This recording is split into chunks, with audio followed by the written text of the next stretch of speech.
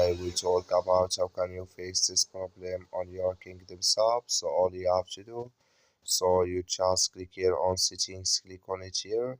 When you click here on settings, it's going to show for you like this here. So then you go down, just keep going down, then you click here on apps, then you come to apps list here, and here you're looking for Kingdoms app, then you add here, you click on search, add here Kingdoms. It's going to show for you like this, click on it, then it's going to take you to this list here, click on first stop, then you click on OK, then you go down, just click here on storage, come to storage list here, just click here on clear cache, then all you have to do, so you just go to your Play Store, click on it here, so then you search here for Disney Magic Kingdoms. It's going to show for you like this.